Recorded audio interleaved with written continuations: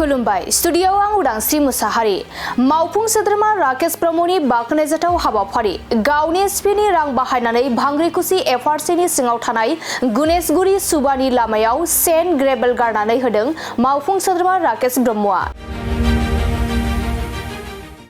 बाक्सा जिल्ला 23 नं दिहिरा बियाबनि भांग्रिकुसि एफआरसिनि सिङाव थानाय गणेशगुरी सुबा गामिनि लामाखौ मावफुं सोद्रोमा राकेश ब्रह्मआ गावनि एसपिनि रां बाहायनानै सेन्ड ग्रेभेल गारनानै होदों। बेनि थाखाय गणेशगुरी सुबानि रायजो राजाफोरा मावफुं सोद्रोमा राकेश ब्रह्मखौ साबायखर जासिनायजों लोगोसे फैबाय थानाय समाव बेबायदिनो मदद होलांबाय थागोनखौ मिजिंथिदों। मख'नो गोनांदि 23 नं दिहिरा बियाबनि एमसिएलए घनश्याम दासआ बे लामाखौ थांनाय समफोराव फोसाबनानै होआखैमोन, जायनि थाखाय बे ओनसोलनि सुबुंफोरा हान्थामेला खालामनाय, फरायसालियाव थांनाय बायदि लामा हान्थिनायाव गोबां जेंना जेंसिजों मोगा-मोगि जानो गोनां जायोमोन। बेनि थाखायनो मावफुं सोद्रोमा राकेश ब्रह्मआ रायजो राजाफोरनि खावलायनाय बायदि बे लामायाव सेन्ड ग्रेभेल गारनानै फोसाबनानै होदों। सिगाङावनो आङो राकेश ब्रह्म सारनिसिम खुलुमनाय जासिहरबाय। बे लामाखौ जोङो गणेशगुरी गामि हिसाबै गोबां बार एप्लिकेसन होनाय जादोंमोन, थेवबाबो जोंहा बे लामाखौ रावबो मावाखैमोन। सिगाङाव जोङो जों दिहिरा समस्ति हिसाबै जोंहा इएम घनश्याम दास दंमोन, बिथाङा जेबो मावना होआखै। थेवबाबो बे बोसोराव राकेश ब्रह्म सारादि बे जोंनि गणेशगुरी गामिनि लामाखौ सेन्ड ग्रेभेल हिसाबै मावना होबाय। बेयाव जोंहा गोबां समस्या दंमोन। बे लामाखै साइकेल गंसे नारलांनो हाया, दैलांबा गारि गंसे थांनो हाया, गोबां जेंना जेंसि भुगिनानै दंमोन। बे बोसोराव राकेश ब्रह्म सारा अननानै बे भांग्रिकुसि गणेशगुरीनि गामिखौ सेन्ड ग्रेभेल हिसाबै सेन्ड ग्रेभेल गारनानै होबाय। बेयाव जोंहा गणेशगुरी गामिनि रायजोआ गोजोननाय दं आरो मोजां मोनदों बे लामा मावनायखौ। आरोबाव लोगोसेनो जोंहा बे लामाजों लोगोसे जोङो राकेश ब्रह्म सारनिसिम गुरैयै आं सिगाङाव खावलायहरबाय। जोंहा बे साउलकारा हिसाबै जोंहा 12टा 13टासो पिन पइन्ट हमना होनाय दङ।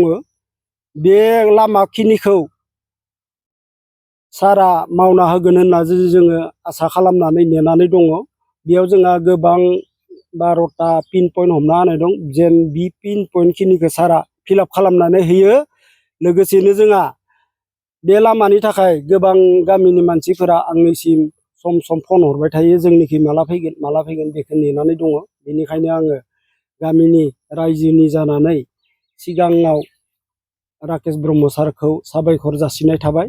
लोगोसे जोंहा रायजोनि गासै आइ आफा बिब' बिनानाव जों राकेश ब्रह्म सार बे दोलोखौ हेफाजाब होगोन होननानै रायजोआ जोंनि सिगाङाव खोथा होदों, बेखायनो जों गोजोननाय दं। बेयाव मोनसे गोजोनथाव खौरां, क'क्राझार सहरनि जेडि रडजों नांजाबनाय सुदेमपुरी गांजेमा बाजाराव थानाय आइ आफा मेडलाइफ बिएम हस्पिटालाव बेराम सोखानो हानायनि गोबां खाबुफोर दं। जेरै नोंथाङा आइ आफा मेडलाइफ बिएम हस्पिटालाव गासै समावनो इमारजेन्सि डक्टर्सफोरखौ एभेलेबल मोननो हागोन।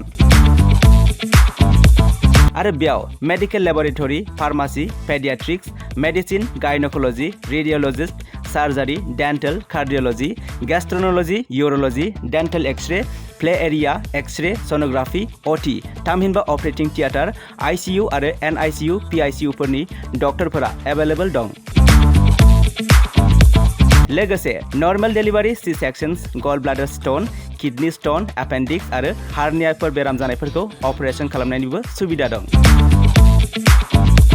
आइ आफा मेडलाइफ बिएम हस्पिटालाव सप्ताफ्रोमबो फार्मासिजों लोगोसे लेबरेटरि आरो सप्ताफ्रोमबो इमारजेन्सि सार्भिसजों लोगोसे 24 घन्टा जेब्लायबो खुलायै थागोन आरो बेयाव लांलाय लाबोलाय खालामनो थाखाय एम्बुलेन्सनि सार्भिसबो थागोन। बेनिखायनो ओनसोलनि सुबुंफोरा बेराम आजारफोरजों भुगिनानै दंब्ला क'क्राझार सहरनि आइ आफा मेडलाइफ बिएम हस्पिटालाव फाहामथाय लाफैनो हागोन।